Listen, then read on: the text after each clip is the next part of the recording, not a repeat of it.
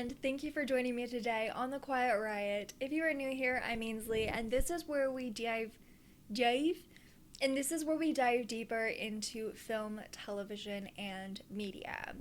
I'm really excited for today's topic. I did make a video about Ernie Morrison Jr., aka Sunshine Sammy, a while ago. I did a small video, or a short, and I am very proud of that little short. It was an early one that I did for the channel, but I am excited to dive a little deeper into that and talk a little bit more about him and his career, his life as a whole, his family, the whole shabil shabab. When it comes down to it, there isn't a lot that people talk about in regards to Black American history in relation to Hollywood, and when it is done, it is typically in terms of a handful of people: Sidney Poitier, Henry Belafonte, Dorothy Dandridge, Lena Horne, and these are all important people to talk about, especially when it comes to Black American history and Black American film history.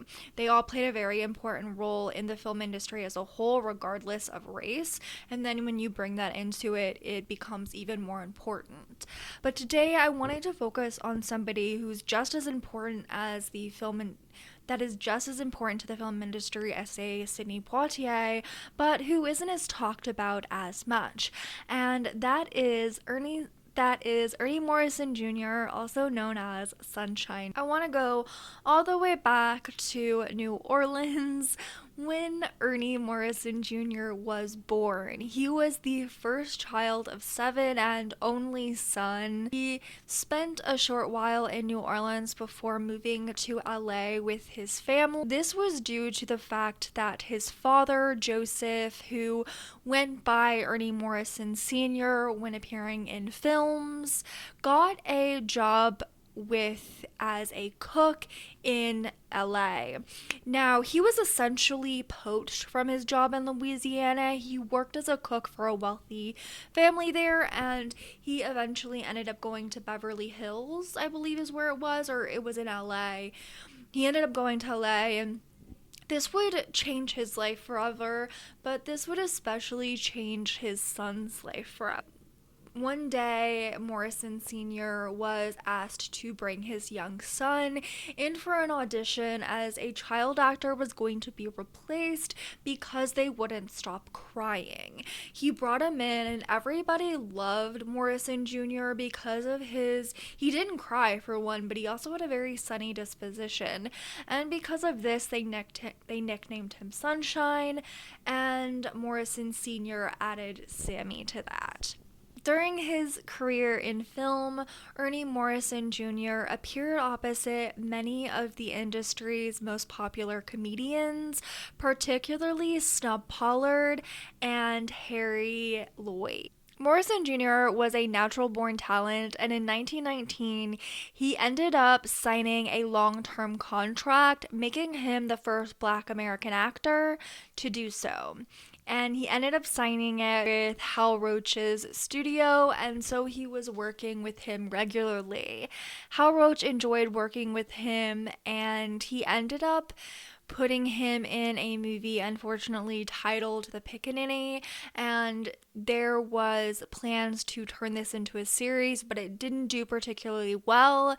But he wasn't like putting Sammy off to the side, as he was a treat to work with. He had a lot of natural talent, and eventually Roach would have an idea. Roach was sitting in on an audition of a young child, and he was bored with it, mainly because a lot of these children were made up. They had to act more like adults, or they just weren't dressed and weren't acting the way that a child in their daily life was. After the audition, frustrated with it all, he went to the one window and he saw children across the street playing in the park, and there were a few of them, and they were having what seemed to be an argument regarding the youngest and smallest having a large stick that should belong to the oldest. It is here that he got an idea to make a series of shorts simply about kids being kids, following them on their adventures and the things that they get into and the things that they try. People didn't think this was going to be very successful, but thankfully Roach went on with it, and he ended up hiring Ernie Morrison Jr. first. He was the first actor hired, and he ended up becoming the de facto leader during his time on the series. Morrison Jr. was the first kid recruited for a role in the shorts, a series that would show kids being kids. Sunshine Sammy was the leader of the group until his exit from this series in 1924. Morrison Jr. was making $225 a week at that point, which is equivalent to $4,000 a week in 2024. He was the highest paid black actor at the time. When his father demanded a pay raise of $75 a week, Roach refused, and Morrison Jr. left the series at 12 years old after appearing in 28 shorts. Sunshine Sammy was ready to move on to something else, and this became something that regularly happened within the series. Was by the time a child became 12 years old, they would move on, and certain actors would be on the series for no more than 1 to 5 shorts, while some appeared in a lot more, and Ernie Morrison Jr. was one of those. And Hal Roach Studios, Morrison Jr. went to vaudeville. He was featured on the same bills as some up-and-coming talents of the time. Vaudeville was variety entertainment that consisted of 5 to 10 acts where performers of various talents perform. Being a child actor is not easy when you are going through a big transition, when you are going through puberty and you are beginning to not necessarily play. Like, obviously, not every kid is a natural born talent. They might not be really good actors, but things go a lot natural to them. And once you become a preteen teenager, it's a lot harder. And so something like vaudeville allowed a lot of these Our Gang members and other child actors to hone skills that they already had and essentially relearn certain things or become more natural at certain things. And that was something that happened for Ernie Morrison Jr. as well. After departing the vaudeville stage, Morrison Jr. would return to the screen as a member of the East Side Kids. He was the group's only black member, and he was a member of the group from 1940 to 1944. Morrison Jr. left to pursue other opportunities, and he began touring with Huntz Hall and Bobby Jordan, doing promotional stints. Before being drafted into the Army during World War II, Morrison Jr. performed alongside the Step Brothers, a popular duo. Following his discharge from the Army, Morrison Jr. was offered a role in the Bowery Boys, the successor to the East Side Kids. He declined because he didn't like the setup. His last big screen credit was in Greenwich Village, released in 1944. Following his showbiz retirement, Morrison worked as a quality control inspector for an aerospace company in Compton, California. In 1974, Morrison would appear on the screen one last time when he guest starred on an episode of Good Times. Morrison Jr. lived a fairly private life, so there is not a lot out there that we really know about him in his personal life. We know more about his professional life, which is honestly how it should be. If somebody wants to share more of their personal life, I completely understand, but so many people are kind of thrown into the spotlight nowadays, especially, even long before now, where so much of their life is picked apart. So I'm glad that Ernie Morrison Jr. and some other kids at the time could have their career and then have their personal life. There are some things that we do know, and a big one is that the relationship between him and his father wasn't super great. I mean, after all, Morrison Jr. Sunshine Sammy is the meal ticket here.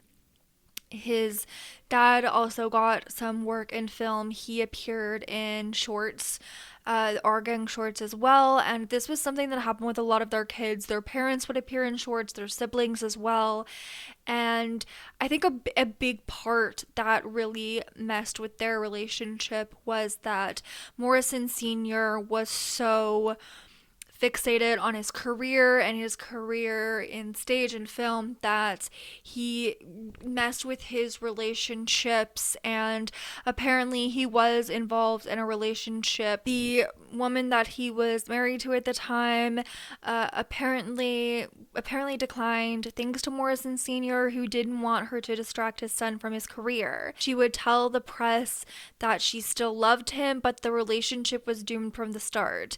And this is also believed to be Morrison Jr.'s only marriage. Ernie Morrison Jr. is often forgotten when the legacy of Black film legends is discussed. This is most likely due to the fact he appeared in silent films for the majority of his career. Those films weren't showed when the Our Gang Shorts, now christened Hal Roach's Little Rascals, was appearing on TV in the 50s. While Morrison Jr. might not be remembered as his fellow Our Gang members Matthew Beard and William Thomas Jr., he is an important part of Black film history, of American history. Being that Ernie Morrison Jr. was an actor during the silent film period, a lot of his shorts are no longer available to view. Back then, they didn't think we were going to be watching these films so many years on, but we are. Thankfully, there are movies of his shorts that he was in that we can watch. I believe all of the East Side Boys are available, or at least many of them, as those ones were made in the 1930s or 1940s. I will make sure to put at least some that I find linked in the description box below, and that will just make it a lot easier to find them. I do know we have a lot more access to Our Gang shorts that we may not have had when we were watching them on television, because there were some that they didn't because they were silent films, and then there were others that were left out due to the stereotypical nature of some of the characters. I do want to talk a little bit more about the Our Gang shorts as a whole, Hal Roach Studios, and all of that, because I did, as a kid especially, watch quite a bit of films that came out of Hal Roach Studios. He produced some of the most popular films, shorts that were coming out in the 1910s and 1920s and into the 1940s. And there's a lot of interesting young actors who began their careers on there, or their entire careers were on there. And one of the things something that I'm really thankful for anytime that I read about these individuals who had grown up in the studio, in Hal Roach Studio, and were part of Our Gang, is that they had these incredible relationships and these kids got to play together. Obviously, things were not perfect at the time, and certainly there were certain things that we would do differently today. They seem to have a good time and made some great memories on there, and they remember their time as a member of Our Gang fondly. When Hal Roach received a Lifetime Achievement Award of Our Gang, those that appeared in the shorts were there, and Ernie Morrison Jr. was the first to stand up during a standing ovation and clap for him. And I'm not here to pat Hal Roach on the back. He did the bare minimum, but I am glad that these kids as individuals had a good time with them. Child labor laws back then sucked. A lot of this, there were not safety restrictions for adults either. And there were kids doing things that we would not want them to do, whether they're on set or just having a day. So that can be kind of shocking when you watch a lot of these old movies and these old shorts. So just be aware of that when you are watching them. Thank you so much for taking the time out of your day to watch this video. I really do appreciate it. I know that it is a bit shorter than a lot of the stuff that I've been putting out lately, but certain things you can run on a lot more about, which I do know there's not necessarily a lot that I can say in regards to Ernie Morrison Jr.'s both personal and professional life, as some of the stuff is no longer able for viewing. And sometimes when I'm talking specifically about someone's life, I try to talk about specific things outside of their career as a whole. And like what we do know of Ernie Morrison Jr. is that he made the decision himself to step away from the industry, and we know, some sadder little tidbits that we got out there, but I'm glad that he seemed to have a pretty good life. He also seemed to live a pretty long life, because unfortunately we know that a lot of actors, and there was a lot of our gang members, so there's no curse, okay? There's no curse, but a lot of them did end up dying a lot younger than they should have. Ernie Morrison Jr. was not one of them. He did end up dying of cancer, but he was able to live a long and fulfilling life, both in front of the camera and outside of Hollywood.